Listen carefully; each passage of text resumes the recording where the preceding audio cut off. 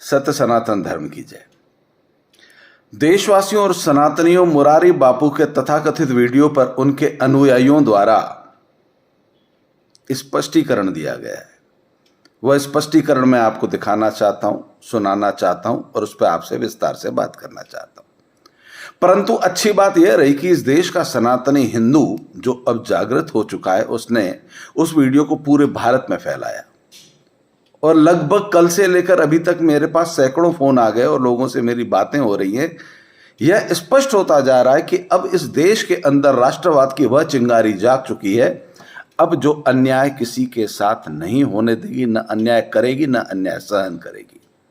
आप हम सब लोगों की बदौलत अब इस देश के अंदर जागृति आ रही है। तो मेरा एक निवेदन है, क्योंकि व्हाट्सएप पर 2 मिनट और कुछ सेकंड तक बोला जा सकता है और आज मैं पूरा विस्तार आपके सामने रखूंगा, तो ये जो मेरा YouTube चैनल है जिस पर हम बात कर रहे हैं, आप मेरे विचारों से कल भी सहमत थे तो तुरंत अभी इसी समय इस YouTube चैनल को लाइक भी कीजिए, सब्सक्राइब भी कीजिए, ताकि यह बात देश के कोने कोने में जनता तक पहुंच सके। सुनिए। एक बार क्या हुआ साहब, हमारी महुआ की तकरीर में एक हमारे मौलाना जरा बहुत मेरे तरफ तो बहुत प्यार आदर रखते थे, लेकिन बहुत जुस्सों में बोले, बहुत बोले, बापू यदि सब एकता रखने चाहते हैं तो बापू के राम जी मंदिर में हमें बुलाए और राम जी मंदिर में हमें नमाज पढ़ने की इजाजत दे।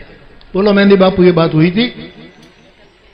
मौलाना बोला राम जी मंदिर में हमें नमाज पढ़ने की इजाजत। महापुरुष बोल रहे बीच में तो मैं कुछ नहीं बोल सकता, तो बोल लिया, मेरी बारी।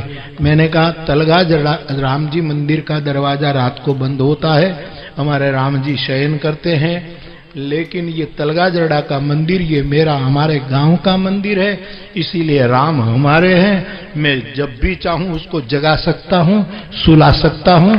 आप यहां से सीधे आइए, मैं 1 बजे राम जी मंदिर का दरवाजा खोलूं, दुनिया की ऐसी तैसी आप आओ और आदर के साथ मेरे राम जी मंदिर में नमाज पढ़ो, आओ मेरे साथ। मैंने बहुत प्यार से निमंत्रित किया तो आपने हंस करके मेरी बात उड़ा दी।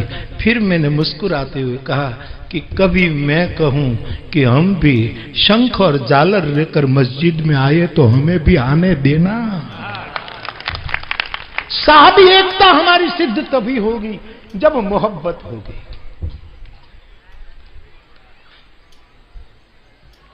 फासले सदियों के एक लम्हे में तय हो जाते, फासले सदियों के एक लम्हे में तय हो जाते, दिल मिला लेते अगर हाथ मिलाने वाले। यह वीडियो संदेश दिल मिला लेते मुरारी बापू के अनुयायियों, उनके समर्थकों द्वारा मुझे पूर्ण उपलब्ध कराया गया और मैं मेरे कल वाले कथन पर इस पूरे वीडियो को सुनने के बाद भी वहीं खड़ा हूं। जिन भी साथियों ने मेरा अभी तक YouTube चैनल सब्सक्राइब ना किया हो, लाइक ना किया हो, तो निवेदन कर रहा हूं राष्ट्र हित में, हिंदुत्व के हित में, इसको तुरंत तत्काल प्रभाव से लाइक कीजिए, सब्सक्राइब कीजिए, ताकि यह आवाज देश के उन जयचंदों तक भी पहुंच जाए जो भारतीय होने के बाद, हिंदू होने के बाद भी हिंदुत्व का अपमान करने के लिए कई बार ऐसे कथन दे बैठते हैं। अब वीडियो के संदेश में प्रारंभ में मुरारी बापू ने कहा कि एक कार्यक्रम में एक मौलाना ने बड़ा दबाव डालकर बोला कि मुरारी बापू हमें उस राम मंदिर में कथा करने, नमाज पढ़ने के लिए आने दें। उस मौलाना की हिम्मत कैसे हो गई कि मुरारी बापू पर दबाव डालें, और मुरारी बापू दबाव में आ क्यों गए? उस मंच पर जाकर मुरारी बापू को क्या पहले यह नहीं कहना चाहिए था कि मौलाना तुम्हारी हिम्मत कैसे हुई कि तुम मेरी घर की इज्जत पे आकर नमाज पढ़ने की बात करो, हमारे मंदिर के अंदर आकर तुम नमाज पढ़ने की बात करो, ये तुम्हारी हिम्मत कैसे हो गई? क्या यह मुरारी बापू को नहीं बोलना चाहिए था? एक बात।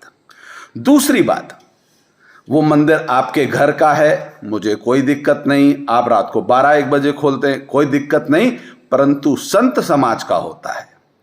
आज समाज को क्या जवाब देना चाह रहे थे कि रात को 12 बजे मेरे पिताजी सो जाते हैं, मेरी मर्जी, मैं मेरे बाप को सोने के बाद दरवाजा खोलूं, आप मेरे घर में आना, भली पार्टी शार्टी करना, नमाज पढ़ना, शोर करना, मेरे पिता की नींद डिस्टर्ब हो तो हो।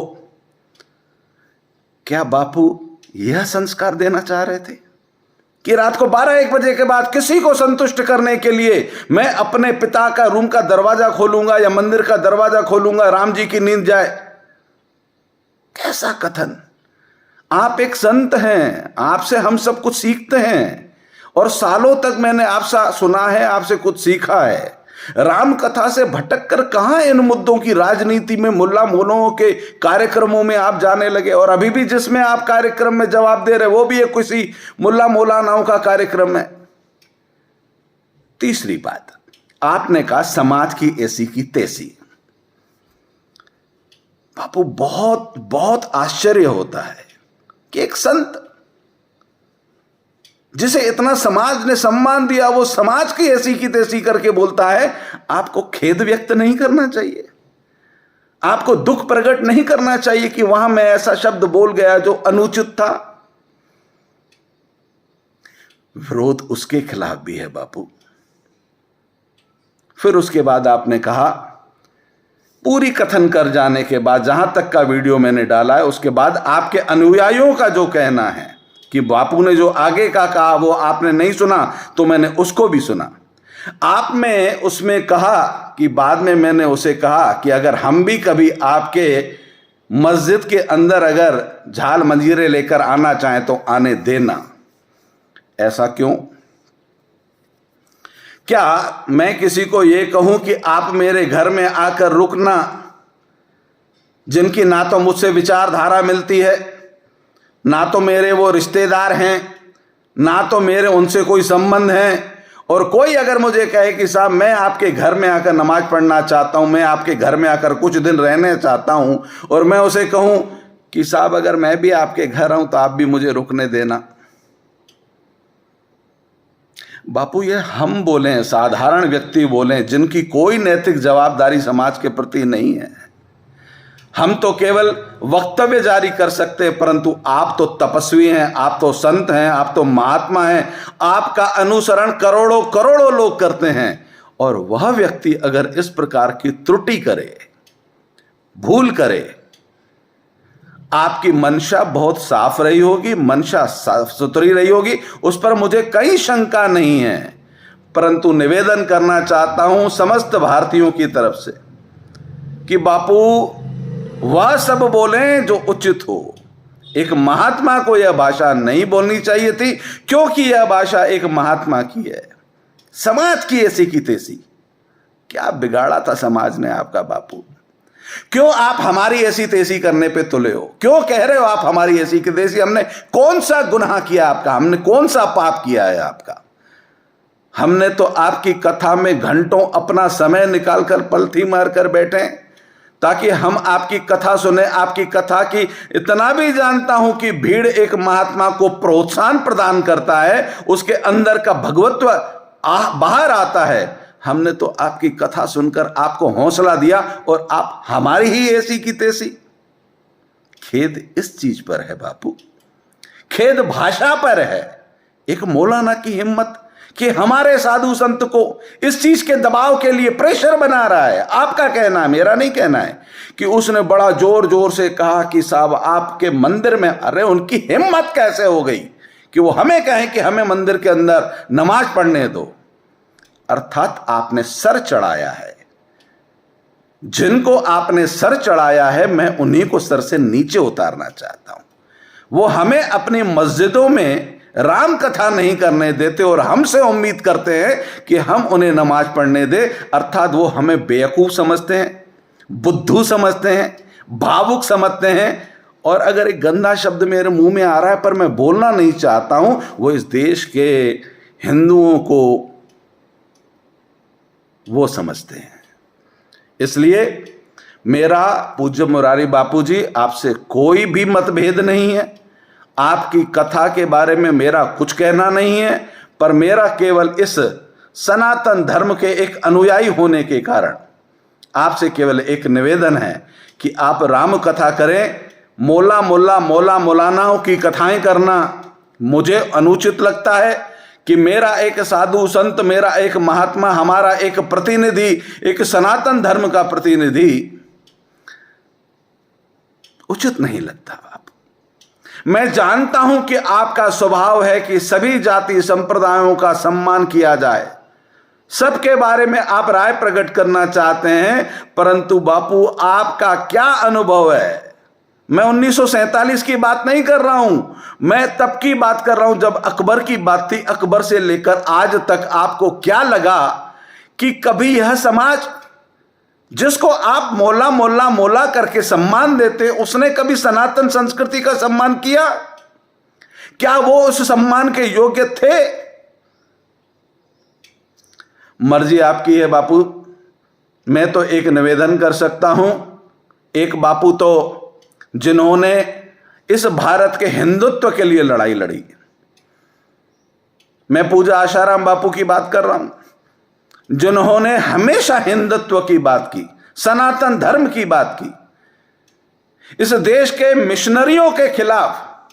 आज तक मेरा 1971 का जन्म है, मैंने आज तक एकमात्र संत देखा जिसने हिंदुत्व को जागृत करने के लिए मिशनरियों के खिलाफ लड़ाई लड़ी, और उसी मिशनरियों के लोगों ने उन्हें आज जिस प्रकरण, झूठे प्रकरण में फंसा रखा है, मैं आज भी पूज्य आशाराम बापू जी का समर्थक हूं।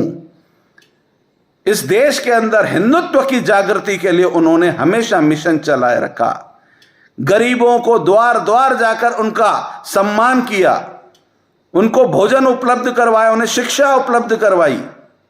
और वो एक बापू जिन पर प्रकरण बनाकर धरा गया, एक उस महात्मा को देखता हूं जो गुजरात के बापू हैं, एक बापू आपको देखता हूं तो मन में कहीं व्यथा होती है कि हम कहां जा रहे हैं। हमें उम्मीद थी आपसे कि आप राष्ट्र हित में, देश हित में, हिंदुत्व के हित में कुछ ऐसा भी करें कि इस देश का सोया हुआ सनातनी, बिखरा हुआ सनातनी, आज इस देश की जो अवस्था है उस अवस्था में पूज्य मुरारी बापू जी, हमें आपके मार्गदर्शन की जरूरत है, और मार्गदर्शन ऐसा दें कि हमारा सनातन धर्म का कोई सनातनी कहीं शर्मिंदा ना हो। मेरे किसी शब्द से, मेरे किसी वाणी के किसी दोष से आपको या आपके किसी अनुयायी को कष्ट हुआ हो तो मैं क्षमा प्रार्थी हूं, परंतु इस देश के 100 करोड़ सनातनियों को कष्ट न हो। मुझे लगा कि आपके कथन से इस देश के सनातनियों को कष्ट हो रहा है, इसलिए मैंने यह वीडियो संदेश जारी किया। मैं आपके प्रति अपनी कृतज्ञता प्रकट करता हूं, परंतु निवेदन करता हूं कि बापू, अगर आपको लगता है कि समाज की ऐसी तैसी शब्द आपने गलत कहा है तो आपको खेद प्रकट करना चाहिए, क्योंकि आप महान हैं, आप हमसे बड़े हैं, आप इस देश के आध्यात्मिक मार्गदर्शक हैं, तो आपको खेद प्रकट करना चाहिए। जय श्री राम।